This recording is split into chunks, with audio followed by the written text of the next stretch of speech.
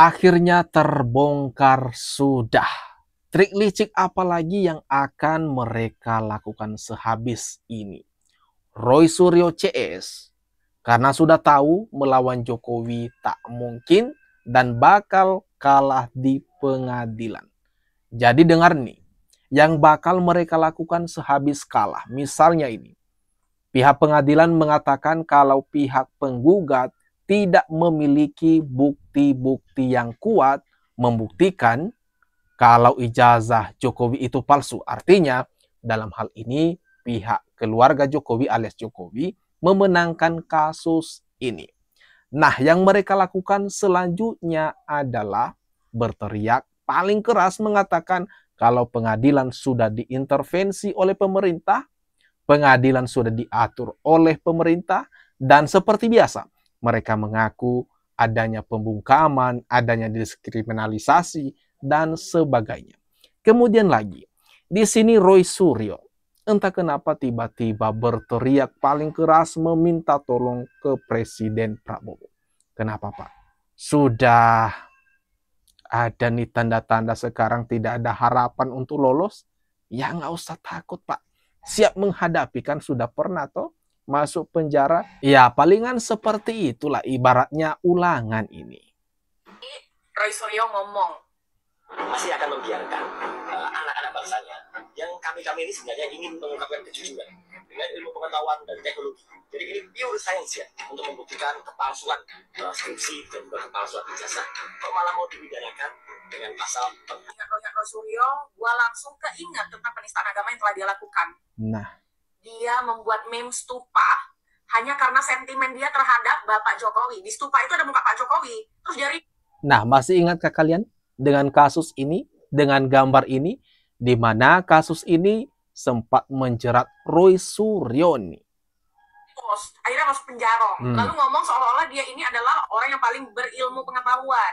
Ya, gua aja sampai lupa kalau dia ini mantan menteri. Lu bahas ijazah apa pentingnya hari ini?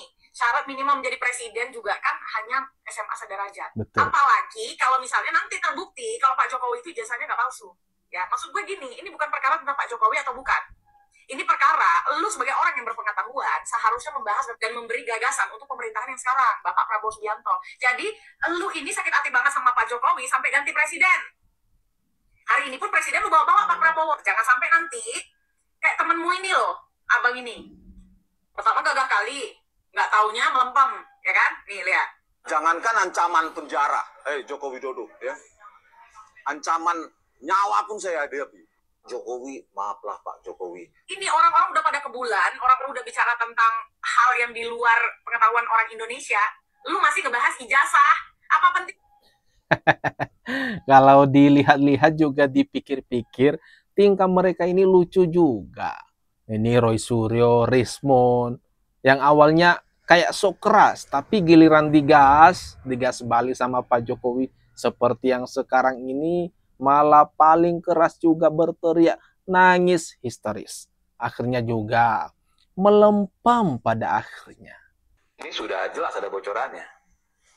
Ketika nanti putusan pengadilan ya menyatakan bahwa berdasarkan bukti-bukti para penggugat tidak memiliki bukti valid, sedangkan pihak Pak Jokowi punya bukti valid dari pihak UGM, dari KPU dan segala macam, maka dinyatakan sah.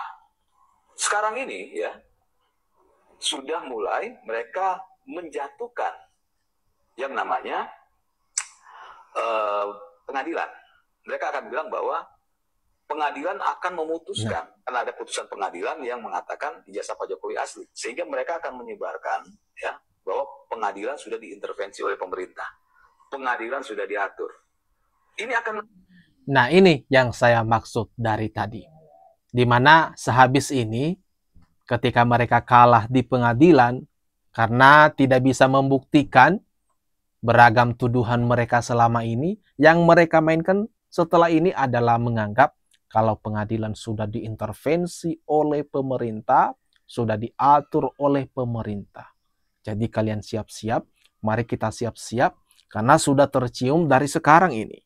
Kita lakukan, sebelum kejadian mereka akan lakukan itu. Ya. Coba kan nanti kita lihat.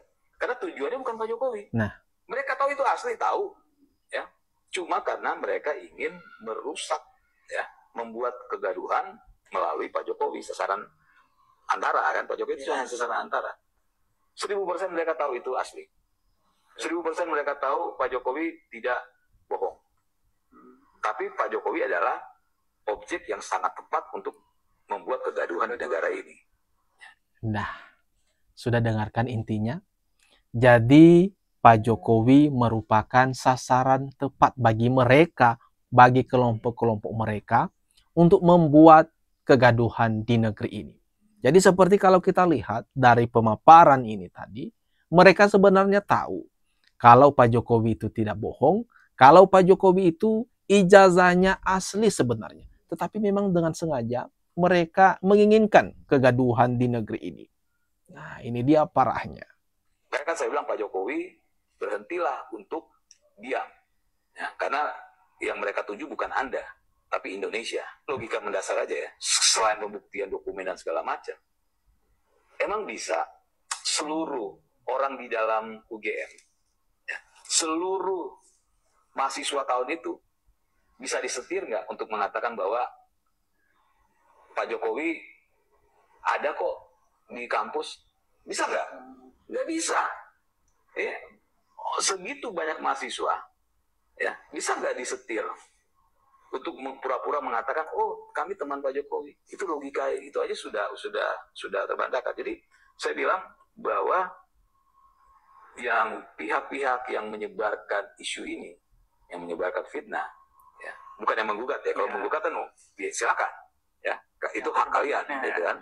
Walaupun kalian nggak punya bukti apapun, ya. Tapi kan yang menyebarkan isu, mau menyebarkan fitnah ini, itu mereka tahu itu asli, gitu kan. Tapi memang dilakukan karena supaya tetap terjaga keriuhan ini, kekisruhan ini tetap terjaga. Sudah dapat. Nah, setelah kita tahu dari pemaparannya, artinya Roy Suryo dan kelompok mereka memiliki pikiran yang kotor, memiliki pikiran yang jahat dong terhadap negeri ini. Dengan sadar mereka melakukan, berniat membuat kegaduhan di negeri ini.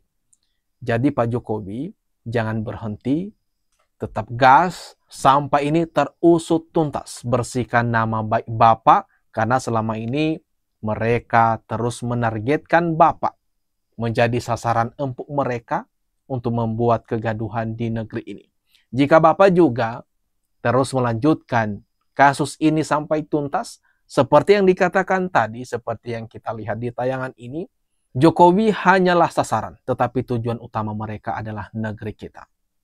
Bangsa kita, bangsa Indonesia. Artinya kalau Jokowi dengan serius meladenin ini sampai diusutnya, sampai ada yang masuk bui, Jokowi juga berarti telah menyelamatkan bangsa ini dari para perusuh, dari para yang menginginkan kegaduhan di negeri ini. Artinya kalau mereka sudah diamankan, dimasukkan ke dalam penjara, mudah-mudahan Indonesia menjadi aman kembali. Nih, kalau sampai ijazahnya Bapak Jokowi palsu, saya akan telan panci ini satu pabrik. Nih, kalau...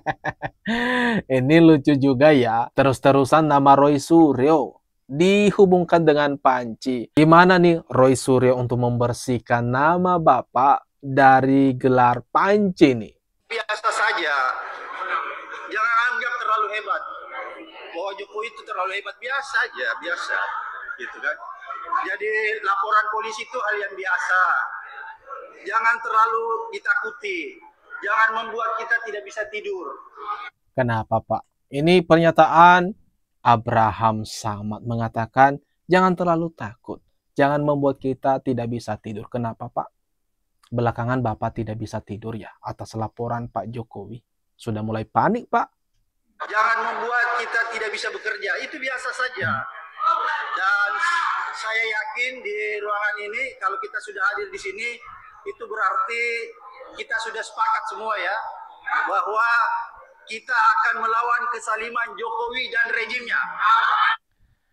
Dengan pernyataan-pernyataan seperti ini loh Pak, malahan semakin memperlihatkan kalau Bapak itu sebenarnya sudah mulai panik dan sudah panik total. Jadi Pak, kepanikannya itu sudah tidak bisa disembunyikan lagi. Cuma Bapak cuma memainkan peran aja sekarang. Mengatakan, meyakinkan gerombolan atau kelompok kalian kalau tidak ada panik dan itu biasa saja. Sebenarnya di dalam lubuk hati Bapak yang paling dalam, karena kan pastinya tidak memiliki bukti-bukti dengan tuduhan-tuduhan yang selama ini kalian lemparkan. Ya wajar saja kalau kalian panik, karena di persidangan nanti kalian akan diminta. Kenapa kalian menyatakan demikian? Di mana bukti-buktinya? Tetapi kalau kalian tidak memiliki bukti-bukti yang cukup kuat, kemudian vonisnya kalian kalah, maka akibatnya adalah jeruji besi. Nah, gimana nih? Kalau menurut teman-teman, atas apa yang barusan kita bahas ini? Silakan tuliskan komentar terbaik kalian ya di kolom komentar tepat yang ada di bawah ini. Mari kita ramekan bersama-sama.